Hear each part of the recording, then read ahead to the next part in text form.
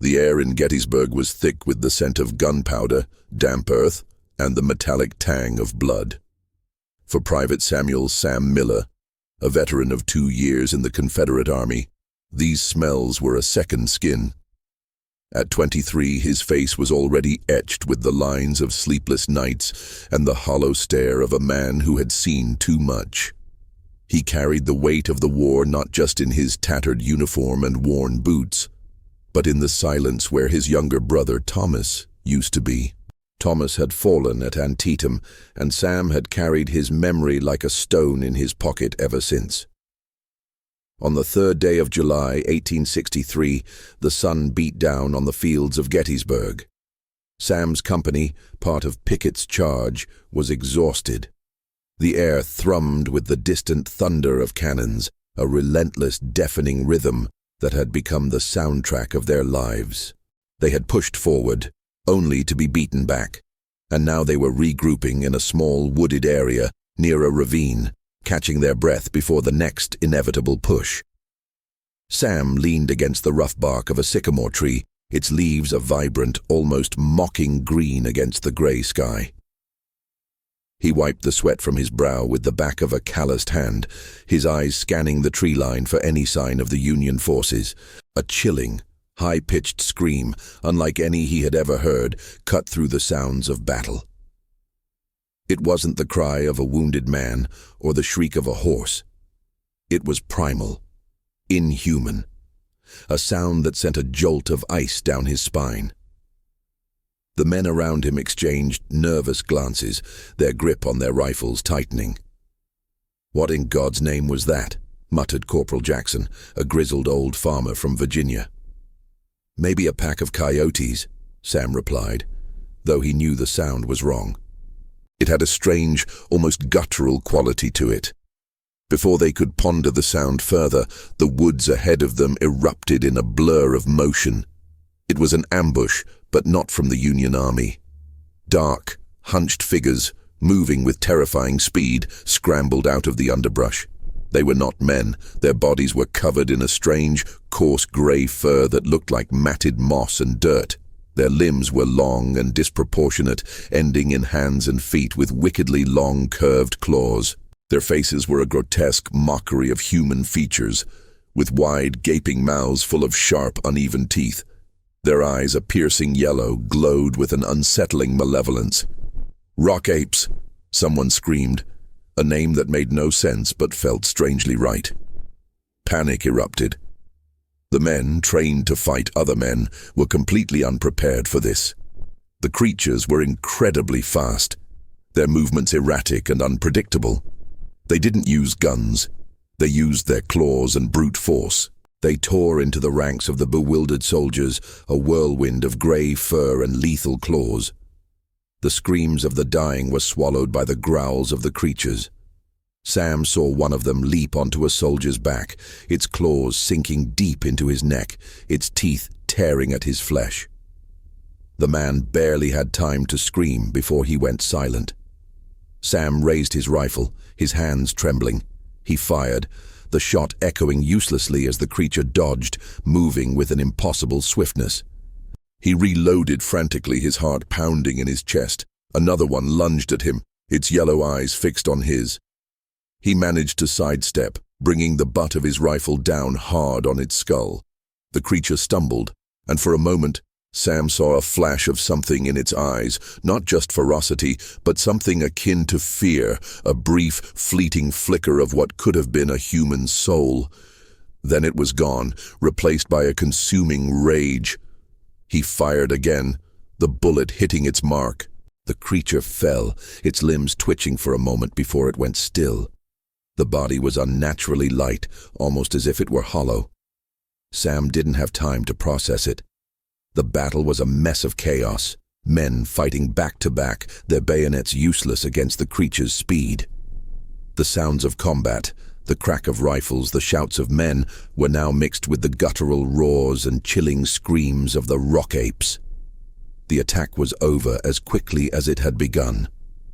The creatures retreated back into the woods, vanishing as silently as they had appeared, leaving behind a scene of unspeakable carnage.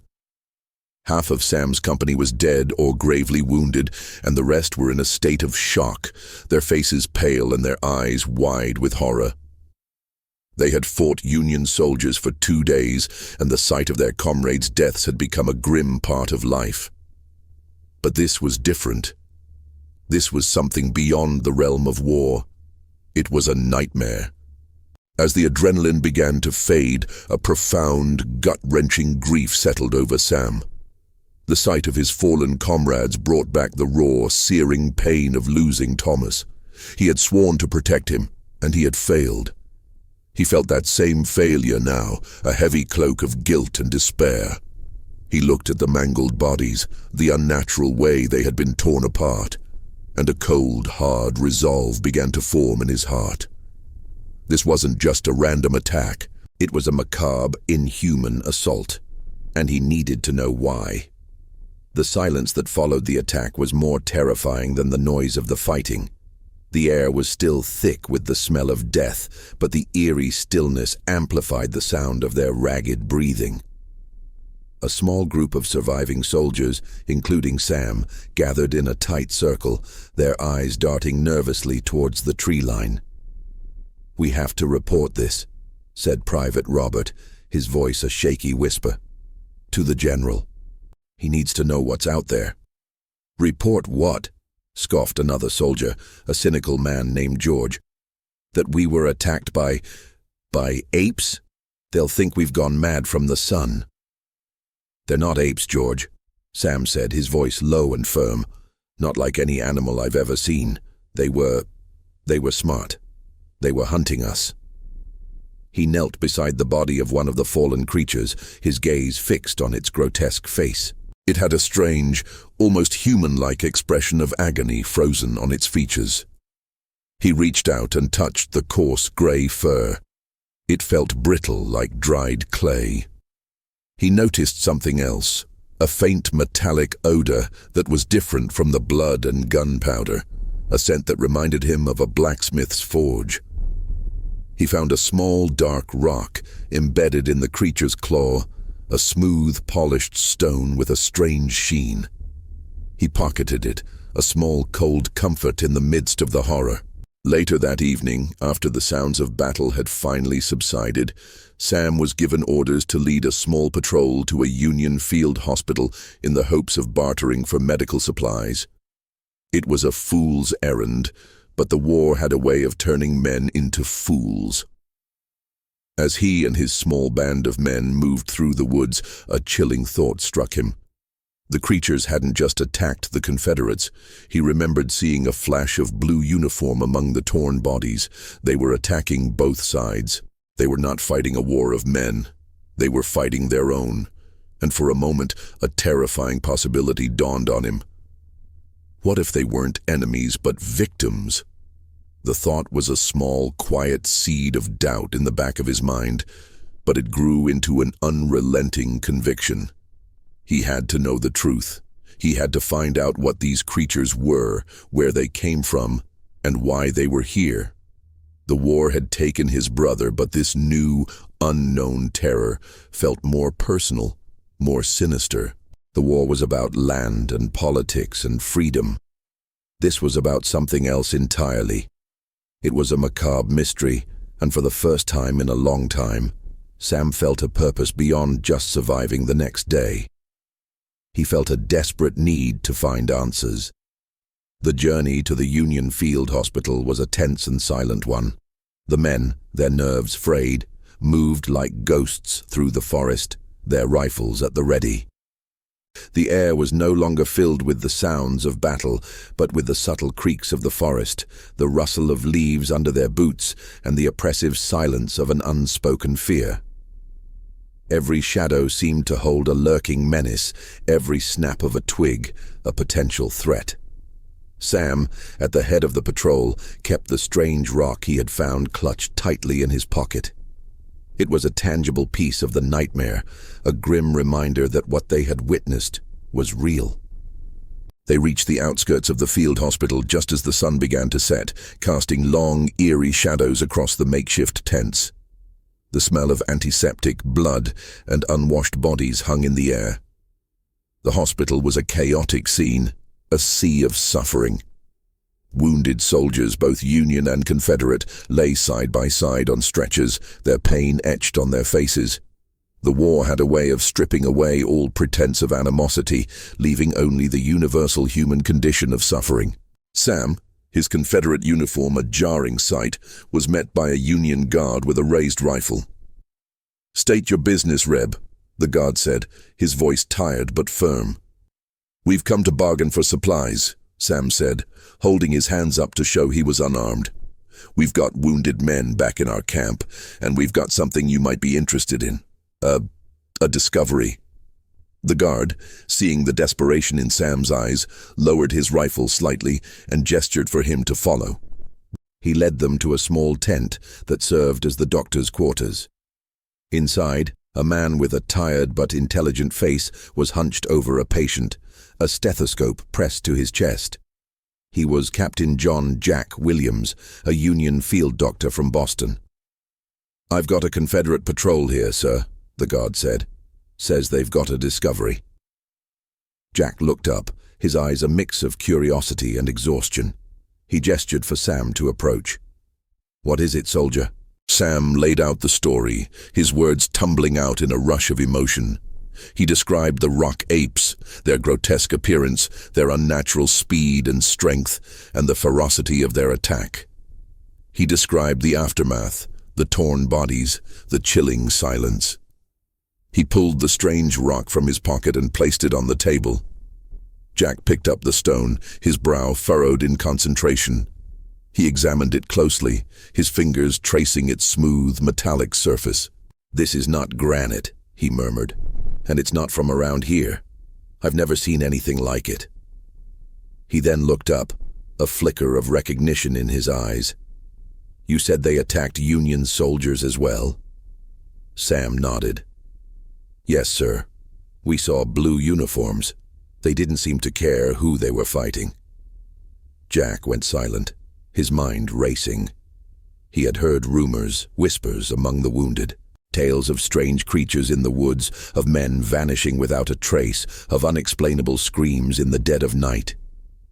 He had dismissed them as the ravings of shell-shocked men, but now, seeing the terror in Sam's eyes and holding the strange rock in his hand, he began to reconsider. He had a duty to his men, and to all the men fighting this war, to find the truth behind these bizarre stories. "I'll trade you what supplies I can spare," Jack said, his voice low and serious. "But in return, you will help me. We will find out what these things are together." Sam hesitated. Trusting a Union soldier was a risk, but the memory of his brother and the unsettling thought of what these creatures could do outweighed his hesitation. "Agreed," he said. The next morning, Jack, Sam, and two of Sam's men, Robert and George, set out. As they made their way deeper into the forest, they came across a small farmhouse, its fields overgrown and untended. Outside, a woman was struggling to pull a wagon wheel free from the mud. She was young, with dirt-smudged hands and a fierce determination in her eyes. This was Sarah O'Connell. Sam and Jack approached her cautiously. "Excuse me, miss," Sam said. "We don't mean any harm. We're looking for information about the rock apes." Sarah froze, her hands on the wheel. She turned, her expression guarded. "You're soldiers," she said, her voice a mix of suspicion and resignation. "Both of you. What do you want with them?" Jack explained their purpose, the strange rock, the attacks on both armies, and their shared desire to uncover the truth. Sarah listened intently, her gaze moving between the two men. Finally she sighed, a weary sadness in her eyes. "They're not just a legend," she said. "My family has lived here for generations. We've always known about the apes. They're called that for a reason. They live in the mines, the old mines." She led them into her farmhouse, and on a dusty table she unrolled a hand-drawn map. It was a detailed map of the area, with markings for various ravines, streams, and most importantly, old, long-abandoned mine shafts. "My grandfather drew this," she said. "He worked in the mines when he was a boy. He always warned us about the grey vein. The mines were supposed to be full of it, a strange kind of ore. Said it had a way of changing people." The pieces of the puzzle began to click into place. The strange rock Sam had found, the creature's inhuman appearance and strength, the abandoned mines. It all pointed to a single, terrifying conclusion. The rock apes weren't a product of the wilderness, but of human greed and exploitation. They were men, once. Men who had been exposed to something that had warped their bodies and minds. "We have to go there," Sam said, his voice firm. "We have to see what they've done." "It's too dangerous," Sarah said, her eyes filled with concern. "No one ever returns from those mines. They're cursed." "We have to try," Jack countered. "If what you say is true, this grey vein could be a weapon that could change the course of this war. And if we don't stop it, countless more will die, on both sides." Sarah looked at the two men, at their unlikely alliance and their shared determination. She knew the area better than anyone. She had the map, the knowledge of the old trails and hidden passages. She had a stake in this too. Her farm was just a few miles from the mines. If the creatures were getting closer, she was in danger. She made her decision. "I'm coming with you," she said. "You'll need a guide."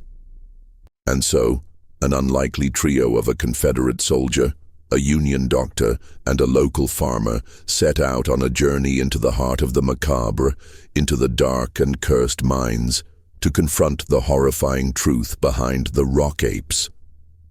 They were no longer fighting a war between the North and the South. They were fighting a war for their very humanity, against a horror born of human greed. The path to the old Macabre mine was a winding, treacherous ascent into the hills surrounding Gettysburg. The trio, Sam, Jack, and Sarah, moved with a quiet urgency, their footsteps muffled by the fallen leaves and damp soil. The sounds of distant battle had long faded, replaced by the eerie silence of the deep woods. It was a silence filled with a sense of foreboding, as if the very air was holding its breath. George and Robert, the two soldiers from Sam's patrol, had decided to stay back. They had seen enough horror for a lifetime, and the thought of venturing further into the unknown was more than their sanity could bear. Sam didn't blame them. He knew the path ahead was a descent into a different kind of hell. Sarah, leading the way with a lantern, navigated the dense forest with an uncanny familiarity. Her long black hair was tied back with a simple ribbon, and her face, despite the exhaustion, held a quiet strength. She pointed out a hidden trail, barely visible beneath the undergrowth. "This is the old miner's path," she whispered. "It's the safest way to the main entrance." As they got closer to the mines, the air grew colder and heavier, a palpable change in atmosphere. The metallic scent Sam had noticed on the dead creature was stronger here, a faint but pervasive odor that clung to their clothes and hair. The trees became sparser, their branches twisted and gnarled, and the ground was littered with fragments of dark, grey rock, the same kind Sam had in his pocket. The mine entrance was a gaping maw in the side of a hill, its wooden support beams rotted and covered in moss. A rusted cart lay on its side, a testament to a bygone era of industry and labor. A sign, half-eaten by decay, still had a few discernible letters. Macabre Mining Company. The name itself sent a shiver down Sam's spine. "The name is no coincidence," Sarah said, her voice a low murmur. "My grandfather said the miners called it that. They said the mines had a way of draining the life out of you, that the ore was hungry." Jack, his medical bag slung over his shoulder, knelt to examine a small pile of the grey rock. He chipped a piece off with a small hammer from his bag and held it up to the light. "It's a unique mineral composition," he said, his scientific curiosity overriding his fear. "Heavy, metallic, but not iron or copper. It has a strange crystalline structure." He took a small flask from his bag and poured a bit of a clear liquid onto the rock. It sizzled and fumed, a low hiss echoing in the stillness. It reacts with acid, strongly. Whatever this is, it's highly volatile. Sam and Sarah exchanged a worried glance. A highly volatile substance, one that could warp men, was a terrifying thought, especially in the hands of a desperate army. They entered the mine, their lanterns casting long, dancing shadows on the rough-hewn walls. The air inside was thick and damp, a suffocating blanket of moisture and the ever-present metallic smell. The tunnels were a labyrinth of dark passages, their walls dripping with condensation. The sound of their own footsteps and the occasional drip of water were the only sounds, a hollow, echoing rhythm in the oppressive silence. They ventured deeper, the light of their lanterns barely penetrating the overwhelming darkness. The tunnel walls began to change, no longer just rough rock, but streaked with a strange, shimmering gray substance. It was the gray vein Sarah had spoken of, a network of fibrous material running through the rock like a macabre nervous system. It pulsed faintly, a low, rhythmic hum that was barely audible but felt in the marrow of their bones. Suddenly Jack stopped. He pointed to a dark stain on the tunnel floor. "Look," he said, his voice hushed. It was a smear of blood, dried and black, but undeniably human. Further on, they found more signs of a struggle.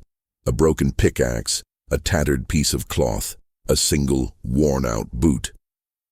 It was a trail of broken lives, a silent testament to the horror that had unfolded here. They moved on, their senses on high alert. The deeper they went, the more they felt an unsettling presence, a feeling of being watched. Sam's heart pounded in his chest, a frantic drum against his ribs. The metallic hum grew louder, more insistent, a low thrum that seemed to reverberate from the very walls. They came to a cavern, its ceiling lost in the darkness above. In the center, a crude scaffolding of splintered wood and ropes was erected over a deep shaft. The air here was thick with the scent of the gray mineral, a potent, almost intoxicating odor. Scattered around the cavern were the tools of a forgotten mining operation, rusted buckets, worn-out ropes, broken lanterns. But there was something else. A human skeleton, its bones bleached white, lay at the edge of the shaft.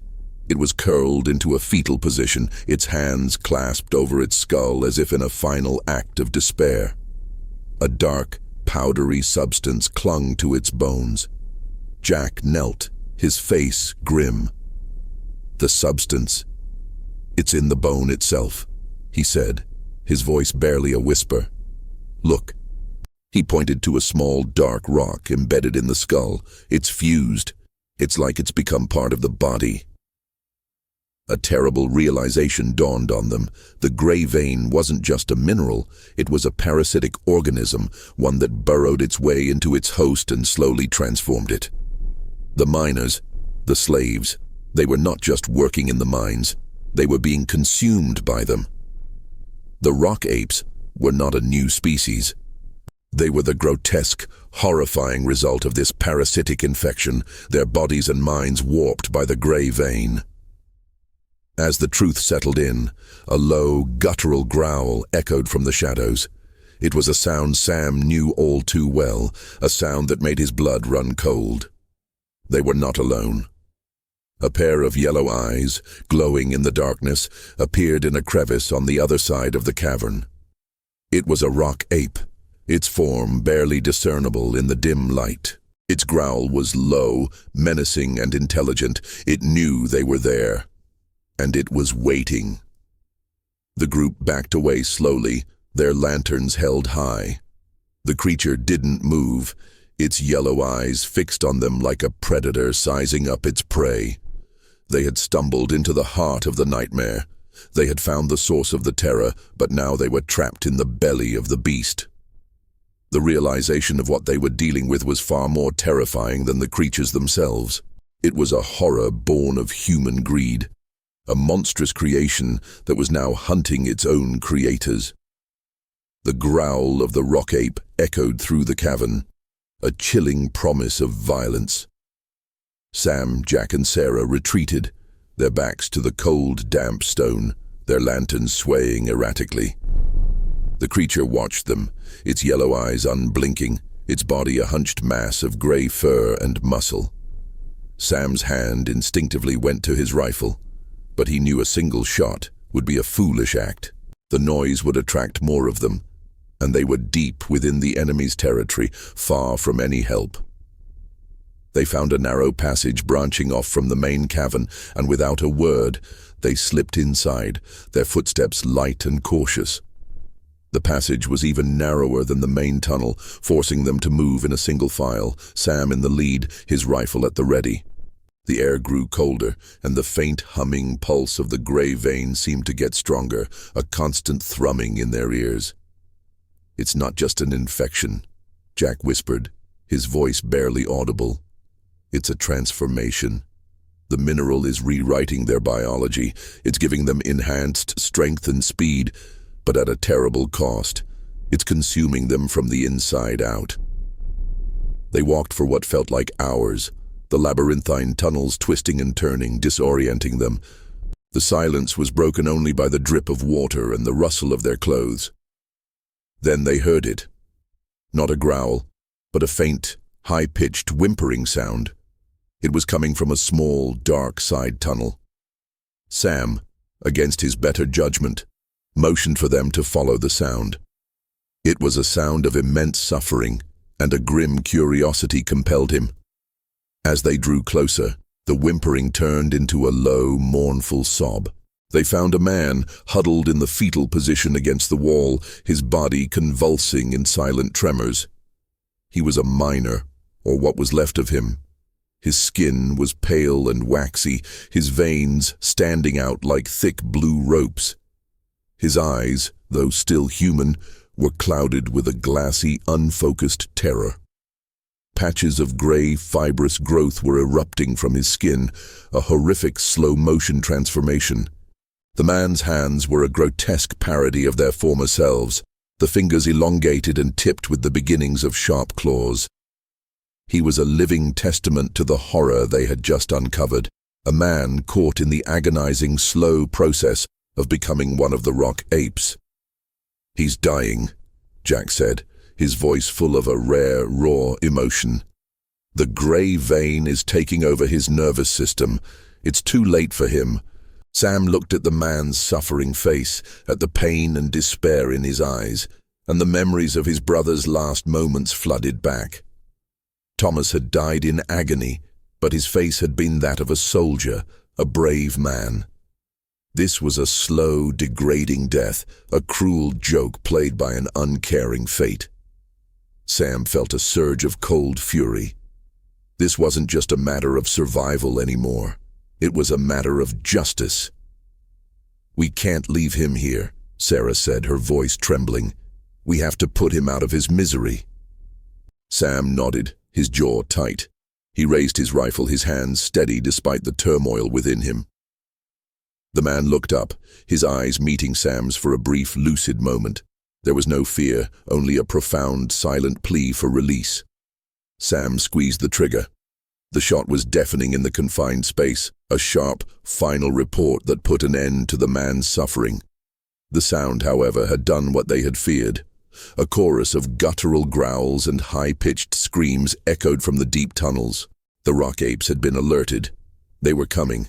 The trio bolted, running blindly through the dark tunnels, their lanterns swinging wildly. The sound of pursuit was terrifying. They could hear the thud of heavy footsteps, the scrabbling of claws on rock, and the chilling, inhuman growls. They were being hunted. Sam, relying on instinct and the knowledge of the map Sarah had shown them, led them through a series of twists and turns, hoping to lose their pursuers. They found a small, tight crevice that led to the surface. It was a desperate gamble, a narrow vertical climb with the creatures close behind. They scrambled up the crevice, their hands and knees scraping against the rough rock. Sarah, with her knowledge of the terrain, was a godsend. She pointed out handholds and footholds, guiding them with a quiet authority. The screams of the rock apes were getting closer, the sounds of their claws scratching on the rock just below them. They finally emerged into the cool night air, the moon a sliver of silver in the dark sky. They were on the side of a steep, rocky outcrop, high above the main battlefields of Gettysburg. They collapsed, gasping for breath, their bodies trembling from the fear and exhaustion. The sounds from the mines were now a distant, muffled echo, a promise of a future reckoning. "We have to warn someone," Jack said, his voice hoarse. "The military, the civilian population. This isn't just a threat to the soldiers, it's a threat to everyone." Sam nodded, his eyes fixed on the moonlit landscape below. The battlefield, usually a scene of chaos and death, seemed strangely serene from this height. But he knew the horror that lay below, the human-made monsters that were lurking in the shadows. He looked at the small piece of grey rock still clutched in his hand. This wasn't just a mineral. It was a plague, a cursed gift from the earth itself, a malevolent force that was turning men into monsters. The truth they had uncovered was a heavy burden, a weight that felt heavier than the guns they carried. They were no longer just soldiers or civilians. They were now witnesses to a horrific secret. They had to get the word out. They had to stop this. But who would believe them?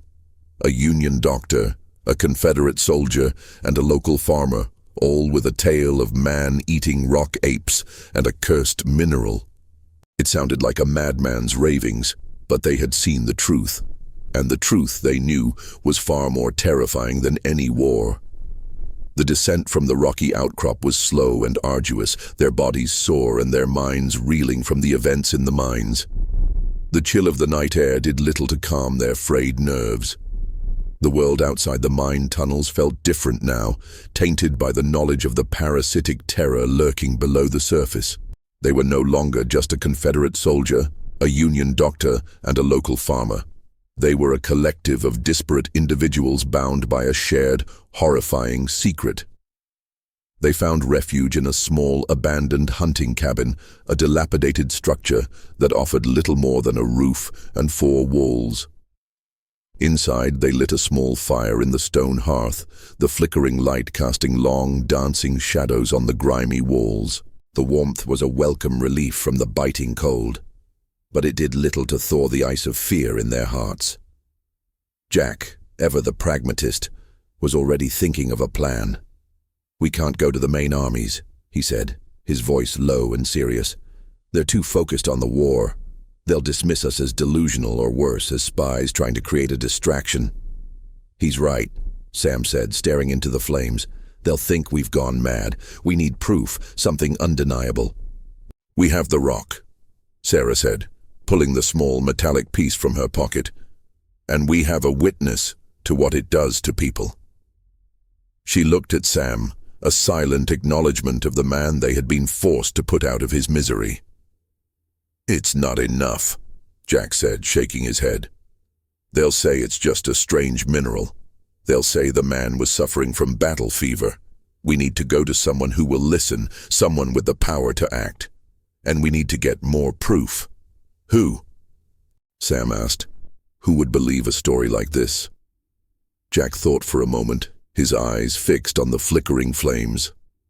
"There are a few men in Washington, men of science. They're not focused on the war, but on the future. They've been trying to find new materials, new technologies. There's a society of them, a small private group. I know a man, Professor Alistair Finch. He's a geologist. He's brilliant, but he's also eccentric. He might believe us." The idea was a long shot, a desperate gamble, but it was the only hope they had. The prospect of traveling to Washington, D.C., a city 100 miles away, was a daunting one. The journey would be fraught with danger, a perilous trek through enemy territory. But the alternative, letting the rock apes spread and the grey vein fall into the wrong hands, was unthinkable. "How do we get there?" Sam asked. "The roads are crawling with soldiers from both sides." Sarah, who had been silent, pulled a tattered map from her bag. It was another of her grandfather's.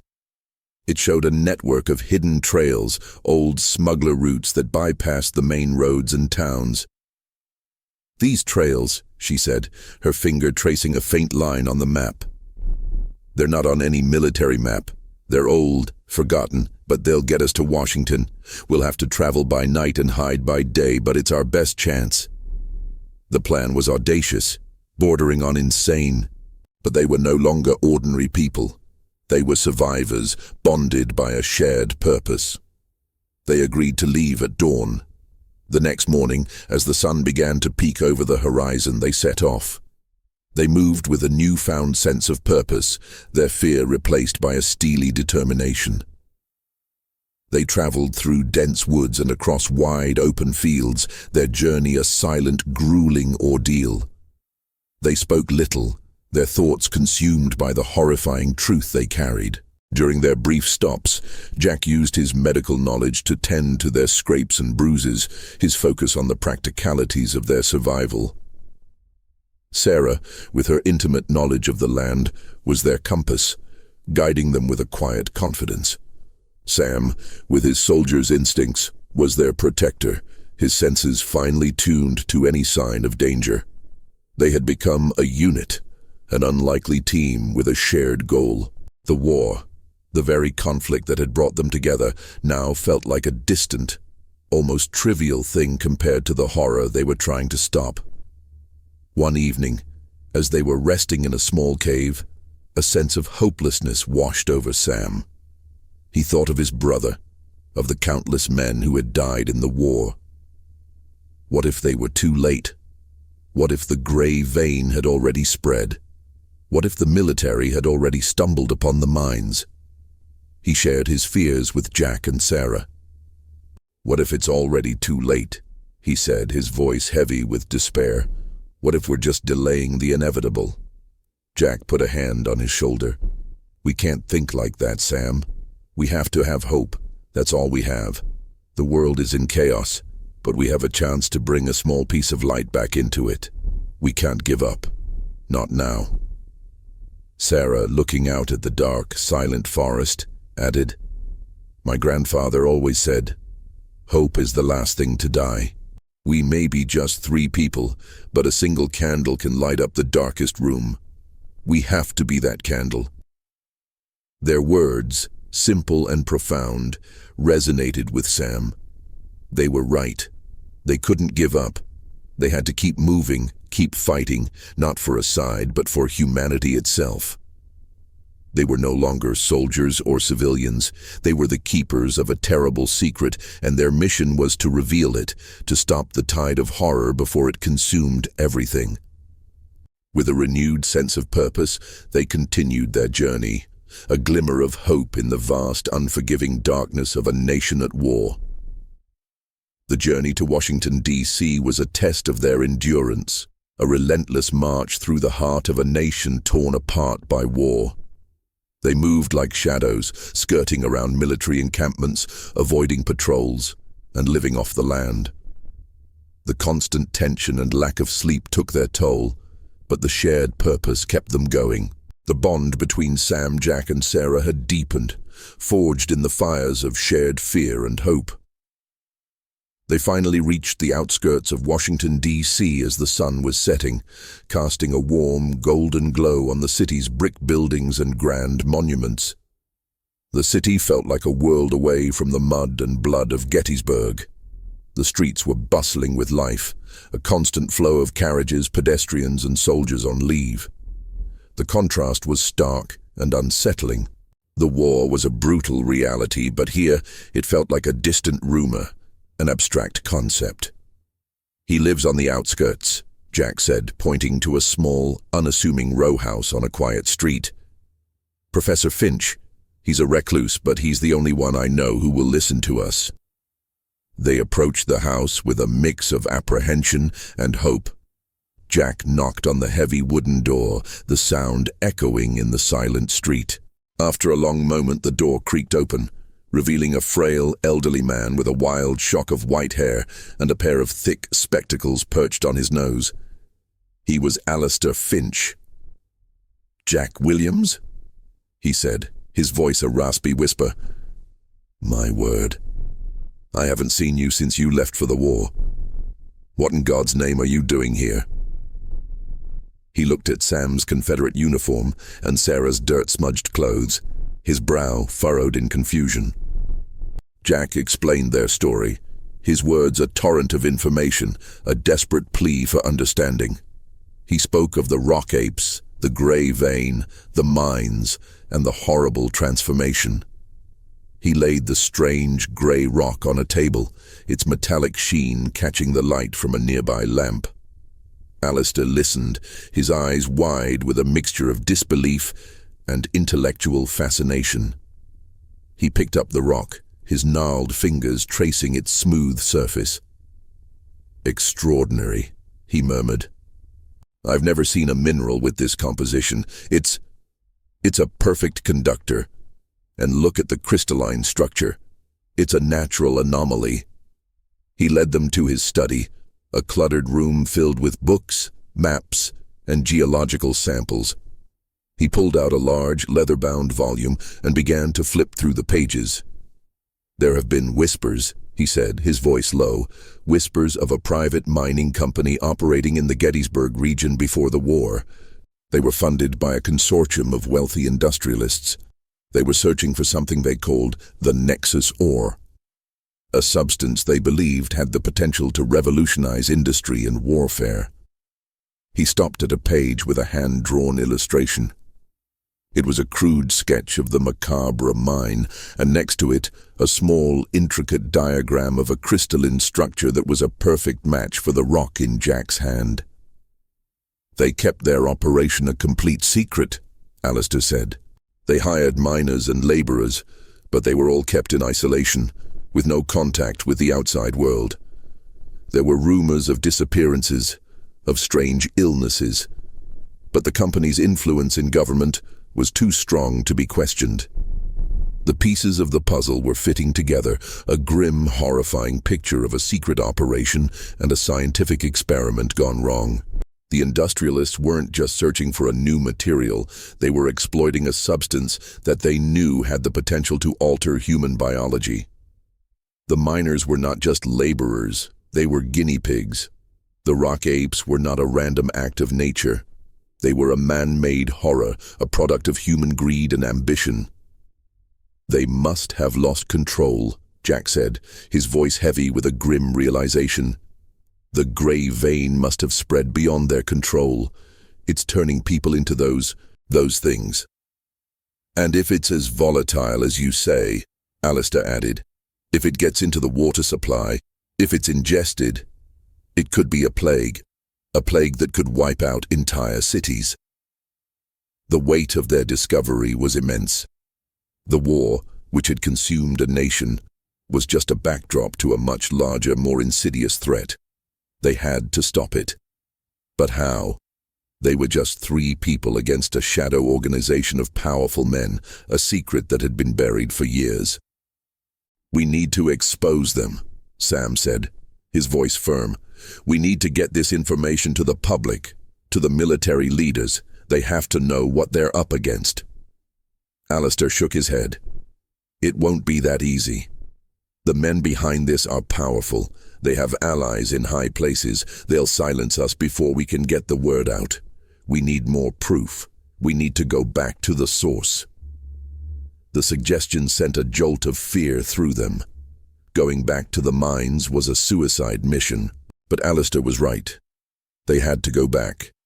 They had to find the company's records, the logs of their experiments, the proof that this was not a natural phenomenon, but a deliberate act of scientific hubris. They had found an ally, a brilliant, if eccentric man who believed their story. But they also found a new enemy, a powerful, unseen foe that was far more dangerous than any army. They had found the truth, but the truth came with a price. They were now in a race against time, a desperate mission to expose a secret that could destroy a nation, a secret that was born from the very darkest corners of human ambition. The weight of their new mission settled on them in the cold, silent streets of Washington. They were no longer just on the run, they were on a covert operation, a mission to expose a powerful shadow organization. Professor Finch's house became their base of operations, a sanctuary in a city of secrets. He was a fountain of knowledge, providing them with old maps, geological surveys, and historical records of the area around Gettysburg. He had a theory, one that was both terrifying and plausible. The Nexus aura, he explained, poring over a faded map, was said to have a purity core, a central location where the mineral was most concentrated. My records indicate that this core lies at the very heart of the Macabre mine, in a sealed-off chamber. The company's final logs mention it, a place they called the core chamber. He believed that the company's main research and records would be there, a last, desperate attempt to preserve their work, or a final testament to their hubris.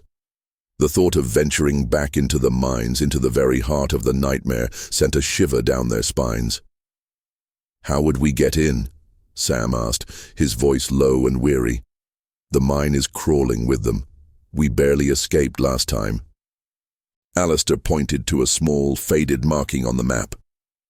"There's a secondary entrance, a service shaft, long abandoned. It's small, and it's sealed, but it's our only way in without being detected." The plan was simple and yet impossibly difficult. They would use the service shaft to enter the mine, navigate the labyrinth of tunnels to find the core chamber, retrieve the records, and get out, all while avoiding the rock apes. It was a suicide mission, but they had no other choice. They spent the next few days preparing. Jack, using Alistair's chemical supplies, created a series of powerful flares designed to momentarily stun and disorient the creatures.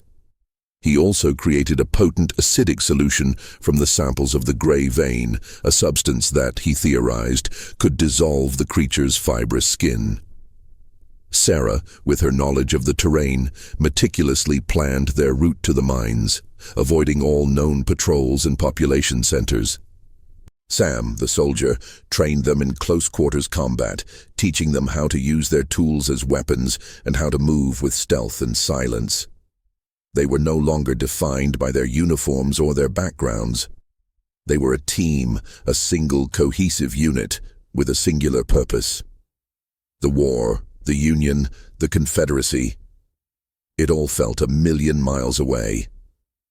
Their fight was not for a nation, but for the very soul of humanity. On a cold, clear night, they set out for Gettysburg. The journey back was different this time. They were armed not just with weapons, but with knowledge and a desperate sense of resolve. They were no longer running from a monster, they were hunting it. They found the service shaft exactly where Sarah's map indicated. It was a small, rusted iron door, sealed shut with a thick iron chain and a heavy padlock. Sam, with a well-placed shot from his pistol, shattered the lock. The sound echoed in the silent forest, and for a moment they froze, their hearts pounding in their chests. But the night remained silent, and they knew they were safe, for now. They squeezed through the narrow opening, their lanterns casting a feeble light on the dark, winding staircase that led into the earth. The air grew colder, and the metallic humming scent of the gray vein was stronger here, a nauseating reminder of the horror that awaited them. As they descended, the sounds of the mines began to filter up to them, the low, guttural growls of the rock apes, the rustle of their movements, the chilling sounds of their communication. It was a language of pure malice, a symphony of terror. They reached the bottom of the shaft, a dark, damp passage that led to a maze of tunnels. They moved with a newfound caution, their senses heightened. They had to be silent, to be ghosts in the darkness. They finally reached the entrance to the core chamber. It was a heavy, steel-reinforced door, an impregnable barrier that spoke of the company's desperate need to keep their secrets safe. Sam and Jack worked together, trying to pry it open with a makeshift crowbar. The metal groaned and protested, but it wouldn't budge. Suddenly, they heard the telltale sound of scrabbling claws and heavy footsteps behind them. The rock apes had found them. They were trapped between an impenetrable door and a horde of monsters. Their desperate plan had hit a dead end, and the realization was a crushing blow. But Sarah, her eyes scanning the rock face, noticed something. A small, almost invisible crack in the stone. "Look," she whispered, her voice filled with a desperate hope. "There's a seam, a fault line. We can collapse the tunnel. We can buy ourselves some time." It was a crazy, last-ditch idea, but it was their only chance. Sam, using his pickaxe, began to pound on the wall, the sound echoing ominously in the confined space. The ground shook, and rocks began to rain down from the ceiling. A rock, ape, its yellow eyes glowing in the darkness, appeared at the end of the tunnel, its mouth agape in a silent scream. Sam swung the pickaxe with all his might, a desperate prayer on his lips. The wall cracked, and a cascade of rocks and dirt rained down, sealing the tunnel and burying the creature under a mountain of stone. They had bought themselves a moment of peace, but they were still trapped. The only way out was forward, into the sealed-off chamber, into the very heart of the Macabre mine. The collapse of the tunnel was a deafening roar that left their ears ringing and their bodies trembling. The silence that followed was even more unnerving. A heavy, oppressive quiet that was broken only by the sound of their ragged breathing. They were sealed in, the only way out through the heavy steel door in front of them. The rock apes, buried beneath the rubble, were still a threat, a silent promise of future danger. Sam, his heart pounding in his chest, turned his attention back to the door. "We need to get this open, now." He noticed a small metal panel on the door, a control box with a series of rusted levers. Jack, with his scientific knowledge, and Sarah, with her local lore, examined it. "It's a locking mechanism," Jack said, his brow furrowed in concentration. "It's old, but it's ingenious. It's designed to be opened from the outside, but there has to be a manual override." "My grandfather told me a story about a blood lock," Sarah said, her voice a low murmur. "He said the company was obsessed with this grey vein. They thought it could be a source of limitless energy. He said the lock was powered by the ore itself, but that it needed a catalyst." Jack, his eyes wide with realization, looked at the small metal box on the door. He noticed a small circular indentation.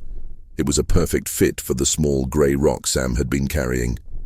It was a key made of the very substance that had created the monsters. "It needs the ore," Jack said, his voice filled with a morbid awe. "The lock is powered by it. They were so confident in their control that they used the very thing that made the monsters to protect their secret." Sam took the rock from his pocket, and with a trembling hand, he placed it into the indentation. The rock fit perfectly. A low, humming sound began to emanate from the door, a sound that was both mechanical and organic. The humming grew louder, and the door began to glow with a faint, pulsing grey light. The lock clicked open with a loud, final thud. They pushed the heavy door open, revealing a large, cavernous chamber. The air inside was thick and humid, filled with the same metallic scent of the grey vein, but it was stronger here, an overpowering, almost intoxicating aroma. The walls of the chamber were not made of rock, but of the grey vein itself, a pulsing, shimmering substance that covered every inch of the walls and ceiling. It was a living, breathing organism, the heart of the Macabre mine. In the center of the chamber, a massive, crystalline structure pulsed with a sickly grey light. It was the purity core, the source of all the grey vein, and a single hunched figure was standing in front of it, its back to them. It was a man, dressed in the tattered uniform of a Confederate soldier. He was a rock ape, but a different kind. He was bigger, stronger, and his body was almost completely covered in the pulsating grey substance. His skin was translucent in some places, revealing a network of pulsating veins beneath. His eyes, when he turned, were not a piercing yellow, but a deep, mournful black. It was the Alpha, the first of his kind. The Alpha didn't attack. He just stood there, his back to them, his shoulders shaking with a silent, inhuman sob. He was a man, a slave, who had been forced to work in the mines, and he had been the first to be consumed by the grey vein. He was a monster, but he was also a victim.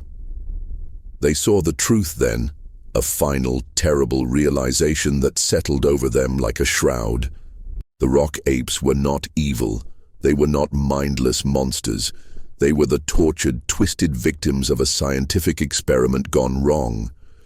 They had been driven mad by the pain, by the slow, agonizing transformation that had stolen their humanity. They were not fighting for territory or for survival. They were lashing out in a primal, animalistic rage against the world that had abandoned them, against the men who had turned them into what they were. They found the company's records on a table near the core. The logs, filled with meticulous notes and diagrams, chronicled the entire experiment, from its inception to its tragic, horrifying end. The company, in their pursuit of the Nexus ore, had not just discovered a new mineral. They had discovered a new form of life, a parasitic organism that fed on human biology. They had created the rock apes, not as a weapon, but as a byproduct of their greed. They had planned to use the grey vein to create a new form of super soldier, but they had lost control. The miners, the slaves, had been transformed into a twisted, grotesque army that was now hunting its own creators. As they stood there, the weight of the records heavy in their hands, the Alpha let out a final, heart-wrenching sob. It was a sound of immense pain and sorrow, a sound that was a testament to his lost humanity. The crystalline core began to pulse faster, its grey light growing brighter and brighter. The air in the chamber grew hot, and the walls began to vibrate. The core was unstable. It was reaching a critical point. They had to get out. They had the proof they needed, but they were in the heart of a ticking bomb. The core was a perfect conductor, and its energy was about to be unleashed in a massive, catastrophic explosion that would not only destroy the mine, but spread the grey vein far and wide, a plague that would consume the entire nation. They had to leave the Alpha behind. He was lost to them, a monument to human greed and ambition. They had to choose the lives of the many or the life of one. With a heavy heart, they turned and ran, the silent, mournful cries of the Alpha echoing behind them, a grim reminder of the horrific price of progress. The metallic hum from the core chamber grew into a deafening roar as they scrambled out of the mine, the very earth trembling beneath their feet. The air was thick with the scent of ozone and the overpowering stench of the grey vein. They were in a race against time, a desperate dash for the surface before the core went critical and unleashed a catastrophic explosion that would not only destroy the mines, but spread the parasitic mineral across the landscape.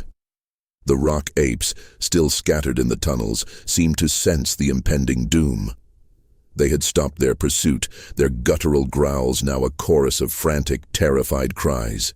They made it to the service shaft just as a blinding, grey light began to emanate from the main entrance of the mine.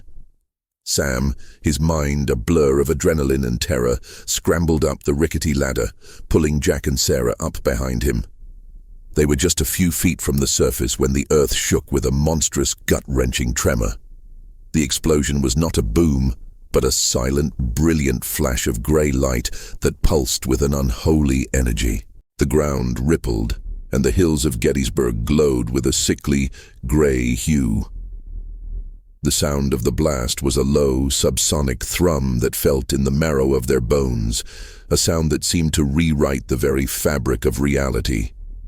The service shaft collapsed behind them as they reached the surface, a cascade of rocks and dirt sealing the mine forever. They lay there, gasping for breath, their bodies trembling. The world was still and silent, a complete absence of sound. The distant sounds of battle, the cries of the rock apes, the metallic hum of the grey vein. It was all gone, replaced by a terrifying, profound silence. They were a mile from the blast zone, But the effects were already apparent. The trees, once a vibrant green, were now a sickly grey, their leaves brittle and crumbling. The grass was a pale, lifeless straw. The air, though silent, felt charged with a strange foreign energy, a silent hum that felt in their teeth. The grey vein had been unleashed, a silent, unseen plague that was already beginning to consume the land. "We have to get back," Sam said, his voice hoarse. "We have to get the word out. The records. We have the proof."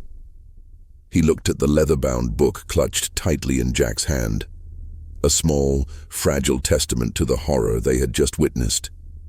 They began their frantic journey back to Washington, their bodies running on a thin thread of adrenaline and determination. They had no idea what they would find, what the silent plague had done to the world they knew. They ran through the now desolate landscape, their minds reeling from the horrifying implications of what they had just seen. The rock apes were a terrifying menace, but the grey vein itself was a silent, world-ending threat. They reached the outskirts of Washington, D.C. to find a city in chaos. Rumors of a new, unseen illness had already begun to spread. People were suffering from strange, flu-like symptoms, their bodies racked with tremors and fever. In the hospitals, Jack heard stories of men and women who had fallen ill and were now showing signs of aggression, their skin turning a pale, waxy grey. The grey vein, in its dust-like airborne form, was spreading. They raced to Professor Finch's house, a small beacon of hope in a city of terror. Alistair, his face a mask of fear, met them at the door. "The reports are coming in from all over the country," he said, his voice trembling. "They're calling it the Gettysburg plague. They don't know what it is. They're blaming it on the war, on the unsanitary conditions. But I know what it is. It's the grey vein." They showed him the records, the meticulously detailed logs of the Macabre mining company's experiments. The logs, a monument to human greed, laid out the entire story, from the discovery of the Nexus ore to the horrifying creation of the rock apes. The records proved that this wasn't an act of God, but an act of man. "This is the proof we need," Jack said, his voice filled with a desperate hope. "We can get this to the government. We can stop this.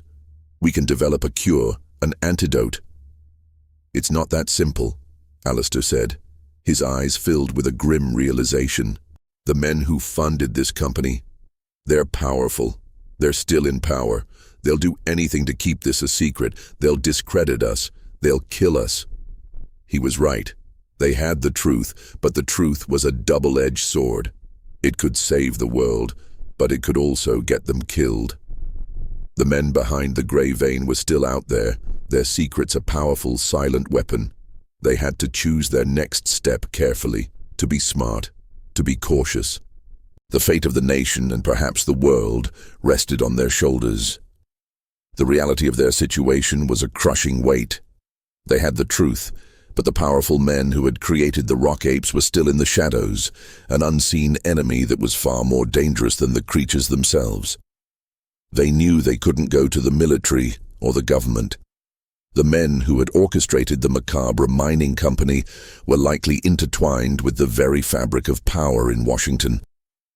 "We have to expose them," Sam said, his voice firm. "Not just the plague, but the people who created it. We have to show the world the truth."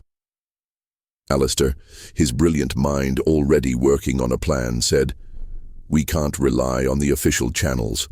We need a different kind of audience. We need to go to the newspapers, the press. They'll publish our story. It will be harder to silence us if the whole world knows." It was a risky, almost foolhardy plan. The press was controlled by powerful interests, but they had a story that was too sensational to ignore. A story of a secret society, a parasitic mineral, and the creation of man-made monsters. It was a story that would resonate with the people, a story that would capture the imagination of a nation weary of war. They spent the next few days in Alistair's study, meticulously copying the records, creating a detailed narrative of the entire Macabre mining company operation. Sarah, with her knowledge of the local law, provided a human element, a personal story of a community that had been exploited and destroyed. Jack, with his scientific expertise, added a layer of credibility, a detailed explanation of the grey vein and its effects on the human body. Sam, the soldier, gave the account a grim, military perspective, a terrifying chronicle of the rock apes' attack. They had become a unit, a small, determined force against a powerful, unseen enemy. They were no longer just survivors. They were rebels, fighting a war not for land or politics, but for truth. On a cold, rainy night, they made their move.